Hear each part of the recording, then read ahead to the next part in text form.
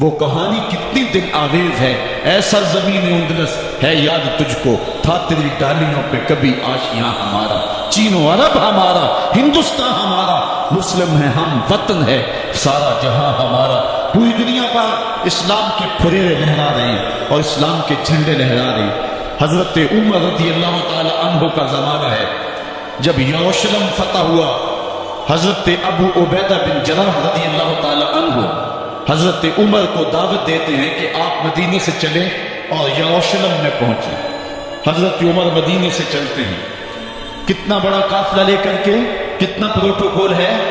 حضرت عمر اکیلے اور ساتھ ایک غلام اور اونٹ بھی ایک، باری باری سوار ہوتے ہیں، کبھی غلام سوار ہوتا ہے، کبھی عمر سوار ہوتے ہیں۔ حکمران تو وہ تھے لوگوں کی دہلیز پہ امن دینے والے، لوگوں کی چوکھٹ پہ جو ہے وہ نور بانٹنے والے۔ آج کے حکمرانوں نے تمہیں رمضان المبارک کے اندر لوڈ شیڈنگ کا پیکج دیا ہے اور آج بچے بھی تڑپ رہے ہیں اور جوان بھی سسک رہے ہیں، اور ماہ سیام میں جن اذیتوں میں قوم کو مبتلا کر دیا ہے وہ کسی سے مخفی نہیں ہے۔ اور تمہیں میں حضرت عمر کی کہانی سناؤں۔ حضرت عمر دن کو تخت حکومت پہ بیٹھتے تھے اور ان کا تخت کو سونے زبرجد کا نہیں تھا، مسجد نبوی کی چٹائی تھی، اور سارا دن وہاں بیٹھ کے لوگوں کی باتیں سنتے، اور جب رات کے اندھیرے گہرے ہوتے عمر بھیس بدل کے مدینے کی گلیوں کا گشت کرتے۔ کہا تمہارے گھر سے دھواں نکل رہا ہے اور بچے رو رہے ہیں، ان کو کھانا کیوں نہیں دیتے؟ کہنے لگی عمر کی جان کو رو رہی ہے۔ عمر کے پاؤں تلے سے زمین نکل گئی۔ کہا کیا ہوا؟ کہا 3 دن سے ہمارے یہاں کھانے کے لیے کچھ نہیں ہے، روزانہ بچے روتے ہیں اور میں ہنڈیا کے اندر پتھر ڈال کر کے نیچے سے آگ ڈالتی رہتی ہوں کہ بچے انتظار کر کر کے سو جائیں گے، کم وقت سو بھی نہیں رہے، اور وہ پتھر پکیں گے بھی کیا، اور میں عمر کی جان کو رو رہی ہوں۔ حضرت عمر کا کلیجہ دہلنے لگا، فوراً پلٹے واپس بیت المال میں آئے، گھی کا ایک کنستر لیا، آٹے کی بوری لی، مرچ مسالہ جات بہت کچھ اٹھایا، اپنے کندھے پہ رکھا، بوری اپنی کمر پہ لا دی۔ عمر بیت المال سے نکلے تو آپ کے خادم اسلم نے دیکھ لیا، آگے بڑھا، کہا میرے آقا میں اٹھاتا ہوں۔ عمر کی آنکھوں میں آنسو ہے۔ کہا اسلم قیامت کے دن میرا بوجھ اٹھا لو گے؟ کہا قیامت کے دن تو اپنا اپنا بوجھ اٹھانا پڑے گا۔ کہا اوپر کو آج اپنا ہی اٹھانے دو۔ حضرت عمر وہ گھی کا کنستر اور وہ آٹے کی بوری سر پہ اٹھائے ہیں اور اس خاتون کے گھر جاتے ہیں اور دستک دیتی ہیں۔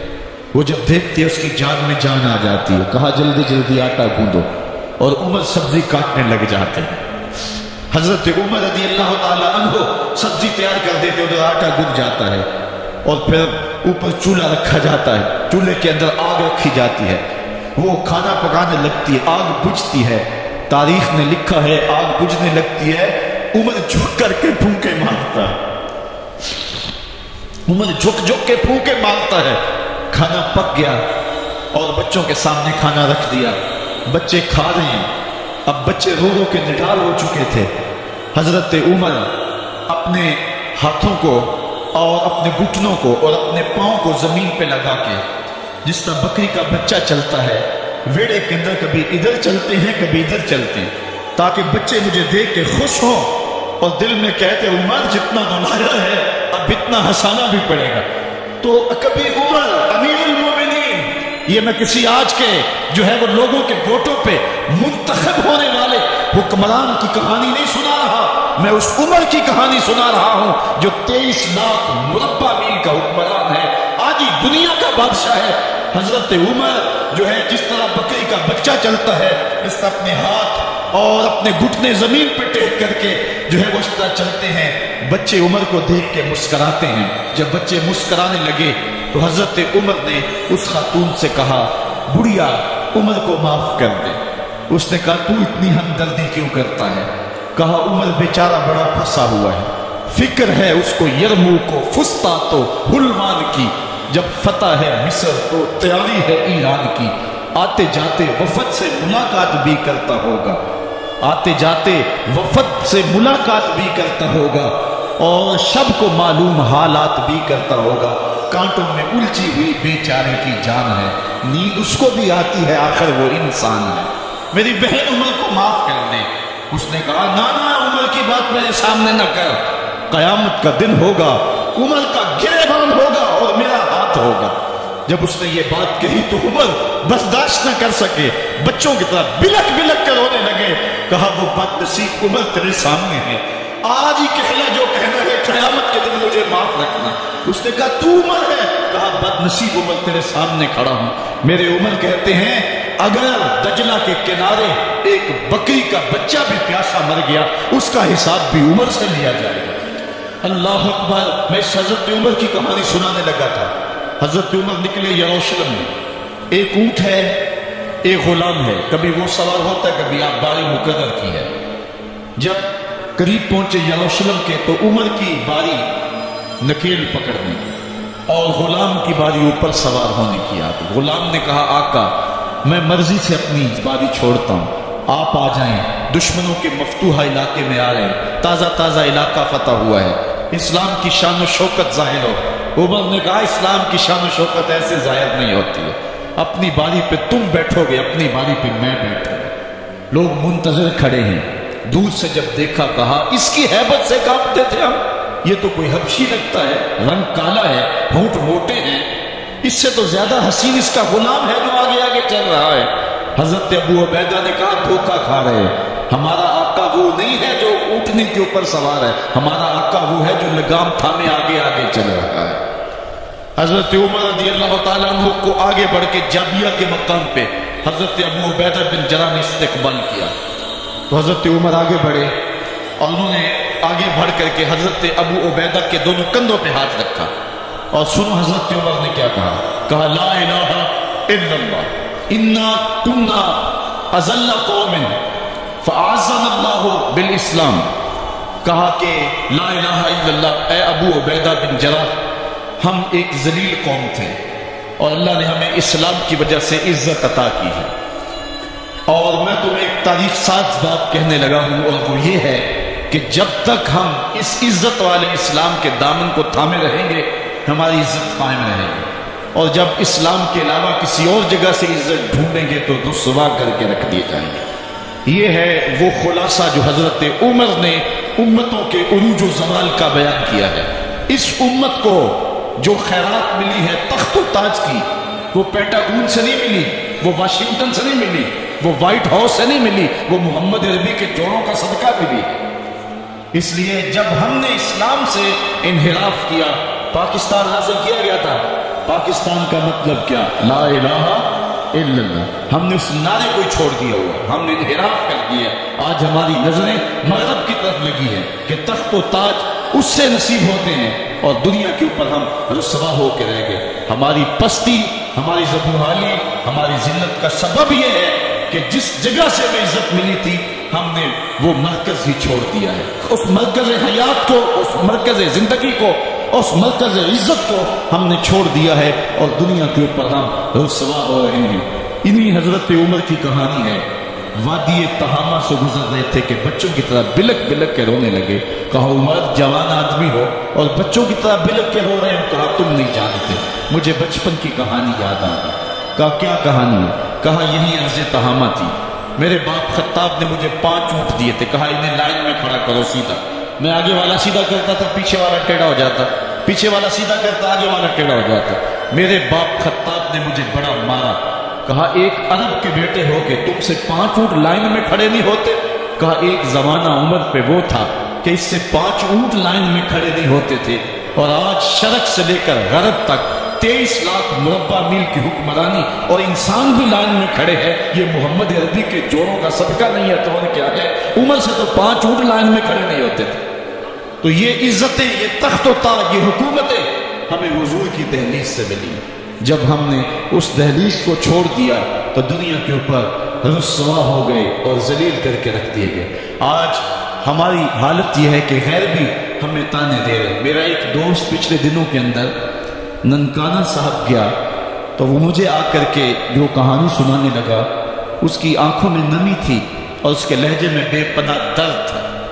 کہنے لگا کہ مجھے شوق دامن یہ ہوا کہ میں یہاں سکھوں کا گردوارہ بھی دیکھوں۔ کہتے میں اسی شوق میں ان کا گردوارہ دیکھنے چلا گیا، تو جب گردوارے کی سیڑھیاں آئیں تو میں جوتے اتارے اور میں سوچ رہا تھا کہ ان کو سمیٹ کے کہاں سنبھالوں، تو ایک شخص آگے بڑھا اور مجھے کہنے لگا کہ آپ تسلی سے جائیں، یہ گردوارہ ہے، مسلمانوں کی مسجد نہیں ہے۔ تو کہتا کہ میرا کلیجہ پھٹنے لگا کہ ہم اس قدر اخلاقی پستی کا شکار ہو گئے ہیں، کیونکہ جواب تو میرے پاس نہیں تھا جو اس کو میں دے سکتا، کیونکہ ہماری حالت بین ہی یہی ہے۔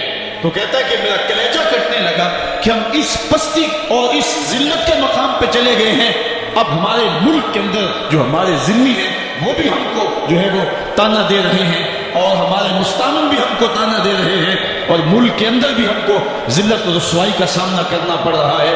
یہ ہماری ذلت اور رسوائی کی مثالیں ہیں۔ ہماری اخلاقی پستی اور زبوحالی نے ہم کو کہیں کا نہیں چھوڑا ہے۔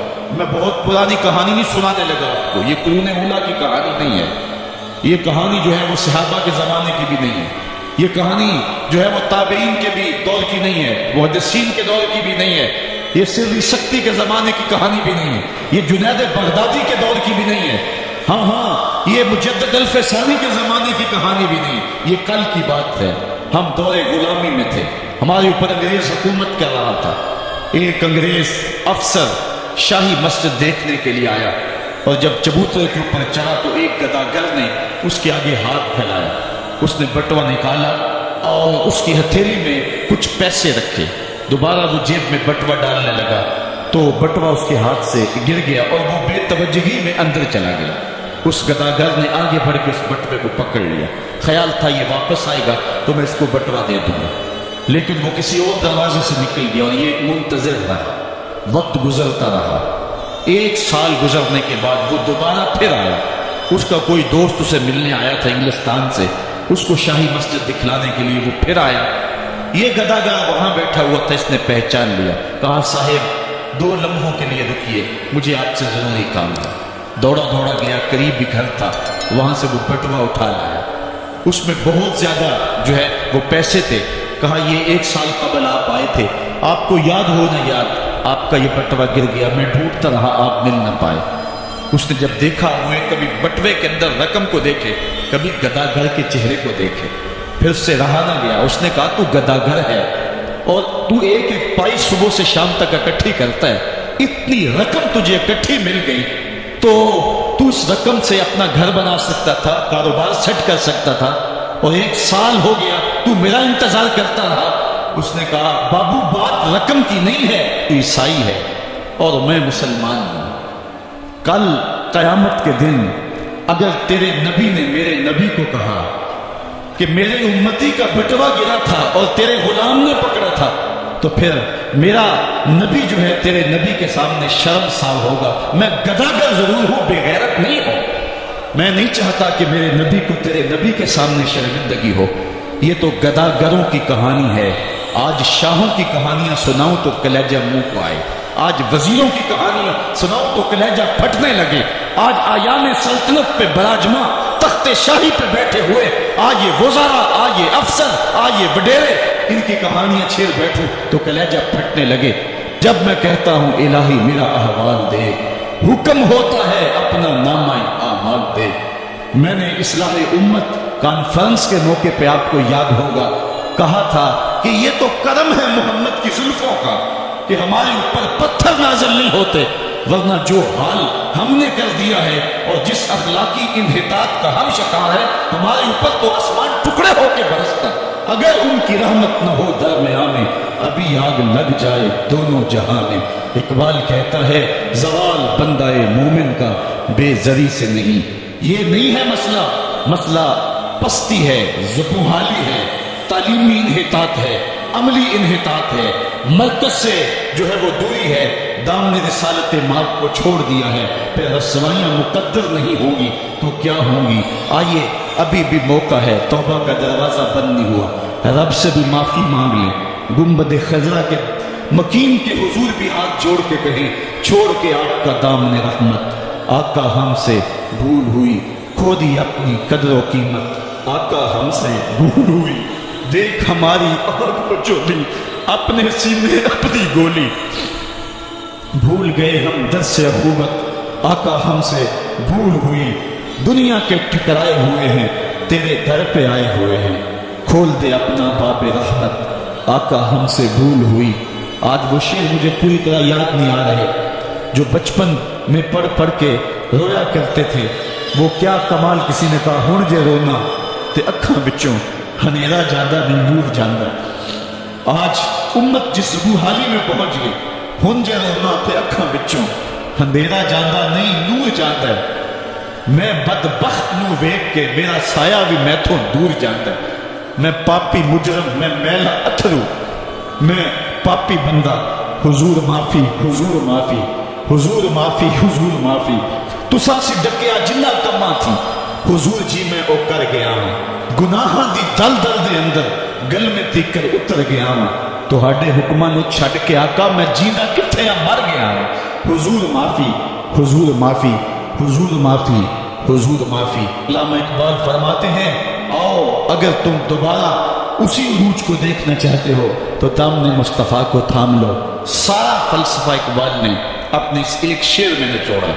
شکوہ اور جواب شکوہ اقبال کی امت کی کہانی ہے جو رب سے کہی ہے۔ شکوے میں کہتا ہے تیرے قابل کچھ جبینوں سے بسایا ہم نے، نوع انسانی کو غلامی سے چھڑایا ہم نے، پھر بھی ہم سے گلا ہے کہ وفادار نہیں، ہم وفادار نہیں، تو بھی تو دلدار نہیں۔ لیکن جواب شکوہ میں جب جواب آتا سارا نشہ اترتا، صیغہ بدلا، لفظ وہی ہے۔ میرے کعبے کو جبینوں سے بسایا کس نے، نوع انسانی کو غلامی سے چھڑایا کس نے، صفائے دہر سے باطل کو مٹایا کس نے، میرے قرآن کو سینوں سے لگایا کس نے۔ تھے تو آبا وہ تمہارے ہی مگر تم کیا ہو، ہاتھ پہ ہاتھ درے منتظر فردا ہو۔ وائز قوم کی وہ پختہ خیالی نہ رہی، برق طبعی نہ رہی، شعلہ مکالی نہ رہی، رہ گئی رسم اعظام روح بلالی نہ رہی، فلسفہ رہ گیا تلقین غزالی نہ رہی، مسجد مرثیہ خواہ ہے کہ نمازی نہ رہے، یعنی صاحب اوصاف وہ حجازی نہ رہے۔ تو اقبال نے اپنے جواب شکوے کو یہاں آ کر کے روکا۔ صدا ادھر سے آ رہی ہے، امت کو علاج دیا جا رہا ہے۔ اقبال کے سارے فلسفے کا نچوڑ یہ ہے کہ محمد سے وفا تو نے تو ہم تیرے ہیں، یہ جہاں چیز ہے کیا نو ہو قلم تیرے ہیں، پھر نو بھی تیرے ہاتھ میں دے دیں گے، قلم بھی تیرے ہاتھ میں پکڑا دیں گے، تختی بھی تیرے پاس ہوگی، قلم بھی تیرے پاس ہوں گے، پھر تیری تقدیر کے فیصلے واشنگٹن میں نہیں ہوں گے، پھر خدا بندے سے خود پوچھے گا بتا تیری رضا کیا ہے۔ تو ہم نے ان راہوں کا مسافر بننا ہے۔ آئیو زندگی کا جمال اور زندگی کا حسن حاصل کرنے کے لیے حضور کی دہلیز پہ آ جائیں۔ بہت دور جا چکے ہیں، آقا کی رحمت اب بھی آوازیں دے رہی ہیں، میرے بھولے بھالے امتیوں واپس آ جاؤ، میں تمہیں سینے سے لگا کے تمہارے پچھلے سارے گناہ بخشوا دوں گا۔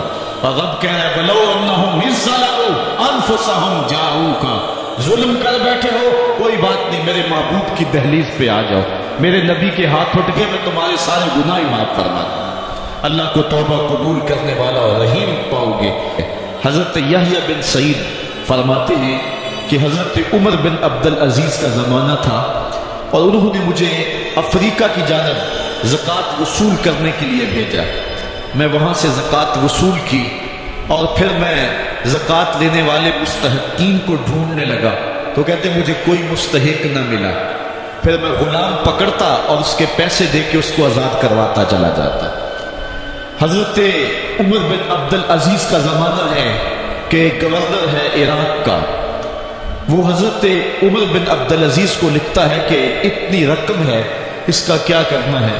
تو عمر بن عبدالعزیز کہتے ہیں رقم لے کے یہاں نہ آنا، وہاں عراق کے لوگوں میں بانٹ دو، جو زکوٰۃ کے مستحق ہیں ان کو تقسیم کر دو۔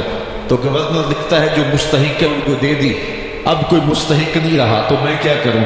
تو حضرت عمر بن عبدالعزیز کہتے ہیں جو مقروض ہیں ان کا قرض اتار دو۔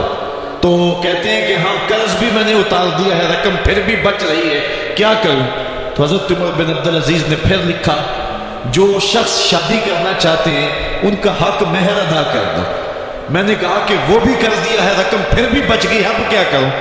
تو حضرت عمر بن عبدالعزیز نے مجھے لکھا کہ جو غیر مسلم ہیں جنہوں نے ٹیکس دیا ہوا ہے، جتنا ٹیکس دیا ہے اس سے دگنے پیسے ان کو قرضے میں دے دو اور ان کو کہو جاؤ اس کا کاروبار کرو، کھیتی باڑی کرو، اور ساتھ میں یہ بھی کہہ دینا قرض کی فکر نہ کرنا اور زیادہ اس پہ پریشان نہ ہونا، جب دے سکو گے دے دینا۔ یہ دور بھی پھر اسلام نے دیکھا اور یہ گھڑیاں بھی دیکھی۔ جب چتھڑے پہنے ہوئے تھے، جب پیوند لگے لباس پہنے تھے، جب پیٹ میں ڈالنے کے لقمہ بھی نہیں تھا، اللہ کا دین اس وقت بھی غالب تھا۔ اور جب گلیوں کے اندر ریشم بکھرا ہوا ہوتا تھا، کوئی اٹھانے والا نہیں تھا، دین اس وقت بھی غالب تھا۔ دین کا غالب ہونا یا نہ ہونا، اس کا تعلق جو ہے وہ مال و دولت سے نہیں ہے۔ اقبال کہتا ہے کہ زوال بندہ مومن کا بے زری سے نہیں، مومن کا زوال بے زری سے نہیں ہے، بلکہ اس کا سبب کوئی اور ہے۔ وہ سبب ڈھونڈنا ہے کہ ہم دنیا میں رسوا ہو کے کیوں رہ گئے، ہم زمانے کے سامنے تماشا کیوں بن کے رہ گئے، آج نبی کی امت پوری کائنات میں رسوا ہو کے کیوں رہ گئے، آج ہمارا تماشا دیکھا جا رہا ہے، آج بھوکے کتوں کو ہماری بے شمار بہنوں کے اوپر چھوڑا جا رہا ہے اور اس کا تماشا دیکھا جا رہا ہے۔ کیا ہم نے یہ دن بھی دیکھنے تھے؟ ہم نے سراغ لگانا ہے۔ دولت کی قلت اور کثرت یہ ثانوی چیزیں ہیں۔ ہم نے تاریخ میں دیکھا ہے، ہم کبھی مالی طور پہ کمزور تھے، رسوا نہیں ہوئے ہیں، مال زیادہ ہو گیا، رسوا نہیں ہوئے ہیں، رسوائی کے سبب کوئی اور ہے۔ آئیے تمہیں کہانی دل آویز سناؤ، اسلام کے عروج اور برکپن کی مختصر کہانی آپ دیکھ لیں کہ حضور جب جلوہ فراز ہوتے ہیں مکے میں تو اللہ کا گھر 365 بتوں سے بنا ہوا ہے۔ وہ دنیا کے اندر خدا کا پہلا گھر اور 365 بتوں کا قبضہ ہے اس گھر کے اوپر۔ پھر حضور آئے اور دعوت دین دی اور آقا کریم علیہ السلام نے ان بتوں کے لوث سے کعبہ کو پاک کیا۔ کہانی اتنی دل آویز ہے کہ حضور نبوت کے اعلان کے 13 سال گزارنے کے بعد جب مکے سے ہجرت کر کے مدینہ روانہ ہوئے تو مسلمانوں کی تعداد 100 سے متجاوز نہیں تھی۔ جن لوگوں نے ہجرت کی ہے تاریخ پڑھیں۔ سن 2 ہجری کو بدر کے مقام پہ حق و باطل کا پہلا ٹکراؤ ہوتا ہے۔ مسلمانوں کی تعداد 313 تھی۔ جو لوگ گھروں میں تھے ان کی تعداد بھی ساتھ شامل کرنے، بچے اور خواتین بھی شامل کرنے 600-700 لوگ بنتے ہوں۔ اور 8 ہجری کو فتح مکہ ہوا، اس واقعہ کے 6 سال بعد۔ تو فتح مکہ کے موقع پہ مسلمانوں کی تعداد جو سپاہیوں کی تھی وہ 10,000 تھی۔ اور پھر 8 ہجری کو یہ واقعہ ہوا ہے تو 10 ہجری کو حجۃ الوداع ہوتا ہے۔ 10 ہجری کو حضور کے سامنے جو لوگ بیٹھ کے خطبہ سن رہے تھے ان کی تعداد 1,44,000 تھی، اور جو گھروں میں لوگ شامل تھے ان کو بھی ملائیں تو 6 لاکھ تک پہنچتی ہے۔ حضرت صدیق اکبر رضی اللہ تعالیٰ عنہ 2 سال 2 ماہ اور کچھ دن تخت خلافت پہ رہے ہیں، اور آپ کے ادوار کی فتوحات کو اگر اس کی ایوریج نکالیں تو ایک دن میں 80 مربع میل علاقہ روزانہ فتح ہوتا ہے۔ حضرت عمر کا دور دیکھیے، حضرت عمر کے زمانے میں اسلامی حدود 23 لاکھ مربع میل تک پھیل گئی ہے۔ محمد بن قاسم جب سندھ میں آیا ہے تو یہ بہت بعد کی کہانی نہیں ہے، یہ 92 ہجری کی کہانی ہے۔ ابھی صحابہ موجود تھے۔ ادھر اندلس کے دروازے پہ طارق بن زیاد دستک دے رہا ہے تو وہ تابعی ہے، اور یہ بھی 92 ہجری کی کہانی ہے۔ ادھر سندھ تک مسلمان پہنچ گئے، ادھر وہاں تک پہنچ گئے۔ آپ چائنا میں جا کے دیکھیں، حضرت سعد بن ابی وقاص صحابی کی قبر وہاں ہے، وہ وہاں تک پہنچے۔ ماوراء النہر کا علاقہ بھی فتح ہو گیا، ادھر آرمینیا تک پہنچے۔ یہ تھوڑے سے عرصے کے اندر عظیمتوں کی کیسی داستان رقم کی۔ اقبال تڑپ کے کہتے ہیں دیزانے کبھی یورپ کے کلیساؤں میں، کبھی افریقہ کے تپتے ہوئے صحراؤں میں، دشت و دشت دریا بھی نہ چھوڑے ہم نے، بحر ظلمات میں دوڑا دیے گھوڑے ہم نے۔ آج دیکھیں جا کر کے جبل طارق کو، جہاں وہ 500 قدوسی وہاں نکلے تھے، وقت کے حکمران نے اپنے جاسوس کو بھیجا، دیکھ کیا وہ کون لوگ ہیں، کہاں سے آئے ہیں اور کتنی تعداد ہے۔ تو جا کر کے جاسوس نے کہا پتہ نہیں زمین سے نکلے ہیں یا آسمان سے اترے ہیں، اور ان کی تعداد 500 سے آگے پیچھے ہے۔ اور پھر ان 500 لوگوں نے یورپ کے دروازے میں داخل ہو کر کے حق اور باطل کے اس معرکے کے اندر وہ عظیمت کی داستان رقم کی کہ اقبال خراج پیش کرتے ہوئے کہتا ہے یہ غازی یہ تیرے پراسرار بندے جنہیں تو نے بخشا ہے ذوق خدائی، دو نیم ان کی ٹھوکر سے صحرا و دریا، سمٹ کر پہاڑ ان کی ہیبت سے رائی، دو عالم سے کرتی ہے بیگانہ دل کو، عجب چیز ہے لذت آشنائی، شہادت ہے مطلوب و مقصود مومن، نہ مال غنیمت نہ کشور کشائی۔